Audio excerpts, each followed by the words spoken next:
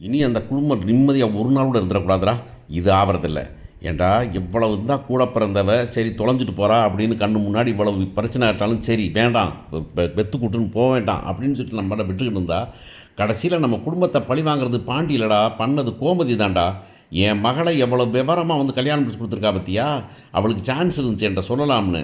எல்லாம் பண்ணி கடைசி வரைக்கும் இருந்துட்டு அமைதியா இருந்துட்டு கடைசியில காத குத்துன மாரி குத்தி விட்டாளே நம்மள. எவ்வளவு கொடுமைக்காரி அவ. அவன்ட்ட இந்த மாரி இருக்கக்கூடாதுடா. இவன் இந்த பயல்கள்லாம் அவனா கதிருங்கிறவன்லாம் எவ்வளவு ஜாதகம் பார்த்தேன். அது பார்த்தீங்கன்னா, அப்படியே நான் என் மகள அவிங்க பக்கம் வளச்சுட்டாய்ங்க பாருங்கடா அப்படின்னா, ஆமாண்ணே பாருங்கண்ணே. அப்படியே பேசினே பேசி பேசி அங்கே என்ன எடுது பிச்சை எடுத்து சோறு திங்கிறதேன். எல்லா பேரும் தின்னு என்ன திம்பாய்ங்க. ஆனாலும் நீ ராணி மாரி இருக்கிறேன்னு இவங்க சொல்லி வச்சுருக்காங்கண்ணே வச்சுருக்காய்ங்க. அதனால தானே அவங்களுக்கு நிம்மதியாக இருக்கக்கூடாதுடே. நீ என்ன வேணாலும் பண்ணு, ஏதுனாலும் பண்ணு, நிம்மதியாக இருக்க விடக்கூடாது அப்படின்னு சொன்ன உடனே இவங்கெல்லாம் வருத்தப்படுறாங்க. ஏய் ஏன்டா இப்படி கொடுமை பண்ணுறீங்க? ஏன்டா விடுங்கடா, இப்போ வேணாம் அவ்வளோதானடா, இது வரைக்கும் இந்த மாதிரி இருந்துட்டு போகலாம்டா, விடுங்கடா. இடையில வந்து ஒரு பிள்ளைக்கு ஒரு ஹெல்ப் பண்ண போனோம், அதுக்கு நம்ம வாங்கினோம். நீ வந்து நீங்கள் என்னை வந்து இன்னும் கொஞ்சம் அவமானப்படுத்தினீங்க, அதோட போட்டுவிடா.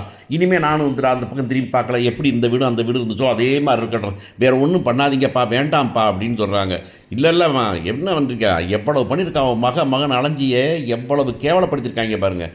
நான் கொஞ்சம் விட்டுருந்தேன்னு வச்சுக்கோமே, அண்ணனே அவங்க நம்பிட்டார்ல அப்படின்னு. ஆமாம் சக்தி நீ தான் கண்ணை திறந்து விட்ட அப்படிங்கிற மாதிரி அது முத்துவேலும் போக போகிறாரு அப்படிங்கிறது தான். இப்போ என்ன பண்ணலான்னு என்கிட்ட விட்டுருங்கண்ணே, அவங்கள என்ன பண்ணு நான் பார்த்துக்கிறேனே.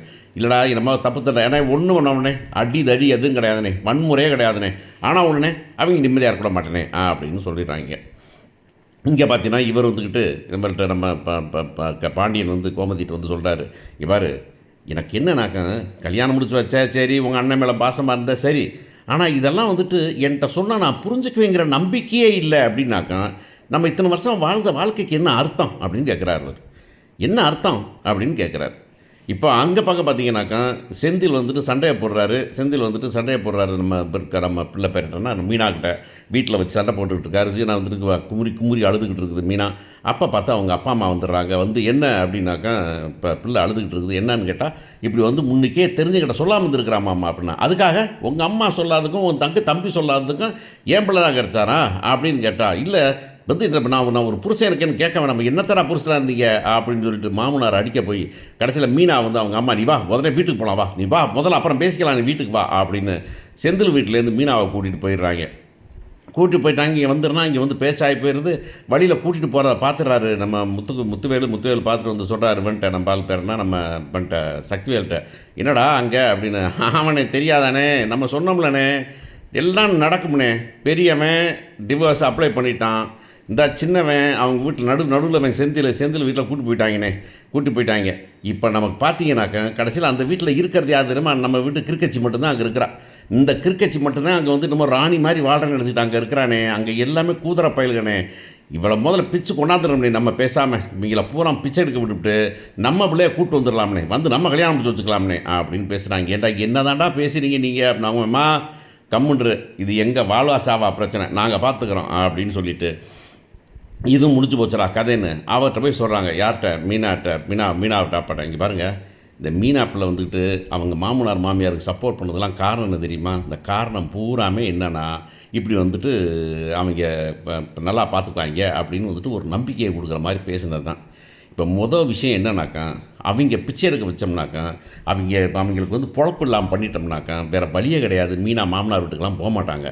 அவங்க போகட்டும், நீ பாட்டில் வந்து முதல்ல வந்து அதை கடையை மூடுறதுக்கு வழி பண்ணணும் அப்படின்னு சொல்லி இவங்க எதிரிக்கு எதிரி நண்பே மாதிரி. ஆமாப்பா நானும் சொல்லிகிட்டே இருக்கிறேன், என் பொண்ணுக்கிட்ட சொன்னால் கேட்க மாட்டேங்கிறா, இன்னும் மாமியாருங்கிறா, அங்கே என்னமோ அது இருந்தால் தானே போவா, இல்லைன்னா கம்முன்னு கிடப்பால, பேசாமல் வீடு பண்ணி போடலாம் அப்படின்னு அவர் கவர்மெண்ட் அஃபீஷியலை வச்சுக்கிட்டு கொஞ்சம் ஏற்பாடு பண்ணி கடையில் வந்துக்கிட்டு ரோட்டில் கட்டியிருக்கிறீங்க, காட்டில் கட்டியிருக்கீங்க, பெர்மிஷன் சரியில்லை, அப்ரூவல் வாங்கலை, நீங்கள் இந்த ஜாமான் ஏன் விற்றீங்க, நீங்கள் பழைய ஜாமானை விற்கிறீங்க அப்படின்னு சொல்லிட்டு போலீஸ் கம்ப்ளைண்ட் பண்ணிட்டு போலீஸ் ஆஃபீஸர்ஸு அந்த நம்ம ஃபுட் அண்ட் சேஃப்டி ஆஃபீஸர்ஸ் எல்லாம் கிளம்பி அதுலேருந்து வந்து கடையை வந்து, யாருங்க பாண்டியன் சார், யாருங்க நீங்கள், யார் பாண்டியனா, நீங்களா பாண்டியனா, என்ன கம்ப்ளைண்ட் வந்துக்கிட்டு இருக்குது, பழைய ஜாமானை விற்றுக்கிட்டு இருக்கிறீங்களா, பொருளை அதிகமான விலைக்கு விற்கிறீங்களா, ஜிஎஸ்டி பில்லு போகிறது இல்லையாமே அப்படின்னா, ஏங்க எல்லாத்துக்கும் ப்ராப்பராக போட்டுருங்க, எங்கள் காமிக்க பார்க்கலாம், என்னது இந்த ஜாமான் இப்போ தான் வாங்கிட்டு வந்தம்மா, அந்த மாதிரி என்ன வாங்கிட்டு போச்சு அப்படின்னா, இல்லைங்க அது பணம் நம்ம பில்லு சொன்னேன்ல, ஏன் என்னங்க எல்லாம் நேரடியாகவே ப்ரூவ் ஆகி போச்சுங்க, இந்தாங்க ப்ரூஃபு, இந்த கடை முழுங்க வெளியாங்க அப்படின்னாக்கா சரவணன் வந்து, என்னங்க என்ன பண்ணிகிட்டு இருக்கீங்க நீங்கள் அப்படின்னாக்கா, என்ன பண்ணிகிட்டு இருக்கம்மா, என் கடமையை சேரன் தம்பி,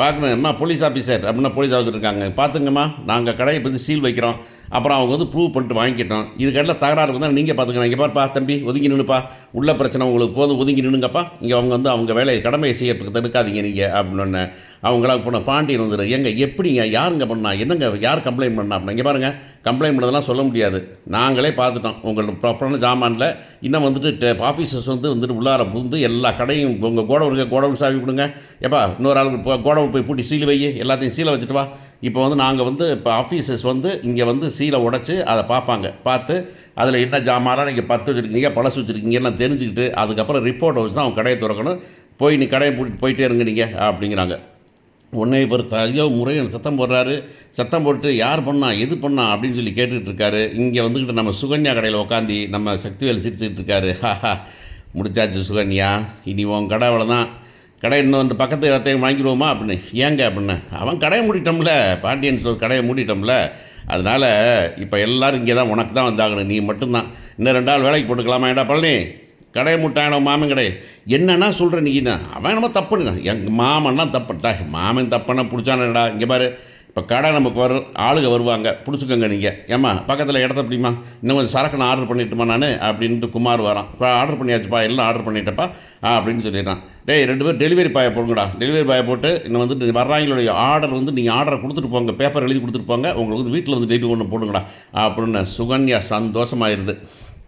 சந்தோஷமாயிட்டு அப்படியே போகுது வீட்டு முன்னாடி அவங்க வந்துட்டு இருக்காங்க மீனா இல்லை இந்த ராஜி வரா ராஜி வந்துட்டு வந்தோன்னே என்ன ராஜி சுகன்யா என்ன என்ன என்ன கடையை மூடிட்டாங்களாம்ல ஐயோ பாவம் என்ன பண்ணுவீங்க இத்தனை பேரும் சோத்துக்கு அப்படின்னு அதை நாங்கள் பார்த்துக்குவோம் நீங்கள் ஒன்றும் கவலைப்பட வேண்டியதில்லை அப்படின்னு என்னம்மாம்மா வேணும்னா சொல்லுங்கள் ஜாமான் அங்கம்மா வேணா எங்கள் கடையில் ஜாமான் வாங்கிக்கோங்க கணக்கில் வச்சுக்கிறேன் அப்புறம் நீங்கள் வந்துட்டு பொழைச்சிக்கிறப்போ காசு கொடுத்தா போதும் இல்லை வேணாம் பரவாயில்லை என் வீட்டுக்காரர் ரொம்ப நாள் உங்கள் வீட்டில் சோறு இருக்காரு அதனால் வந்துக்கிட்டு நீங்கள் வந்து கவலைப்படாமல் நீங்கள் வந்துட்டு காசு கொடுக்க கூட வேண்டாம் உங்களுக்கு வேணுங்கிற ஜாமானை வாங்கிக்கோங்க பட்டினி இட்டி கிடந்துடாதீங்க அப்படிங்கிற மாதிரி குத்தி பேச போகுது பேசணுன்னா அங்கேருந்து வெளியே வந்து ஏடி நீங்கள் எல்லாம் அவ்வளோ பெரிய வாயாகி போயிட்டீங்களாடி தெரியும்டி நீங்கள் எல்லாம் சேர்ந்து அந்த வேலையை பண்ணுறீங்கன்னு தெரியும் ஆனால் நாங்கள் நல்லவங்கடி எப்பவும் கெட்டு போக மாட்டோம் அப்படின்னா அதை பொருள் அத்தாச்சி நான் என்ன அத்தாச்சி கெட்ட பொண்ணுன்னு சொன்னேன் நான் இல்லை நான் கெட்டவளா அதெல்லாம் சொல்லல அத்தாச்சி நான் என்ன சொல்கிறேன் உங்களுக்கு கடையை மூடிட்டாங்க ஏன்னு தெரியாது அந்த கடையில் ஜாமான் வேணா என்கிட்ட வந்து வாங்கிக்கிறேன் வேணான்னா வேணான்ட்டு போங்க அவ்வளவுதான் அது எங்கள் வீட்டுக்காரர் உங்கள்கிட்ட சாப்பிட்டா இருக்கிறதுக்காக சொல்கிறேன் அப்படின்னு கேலியாக பேச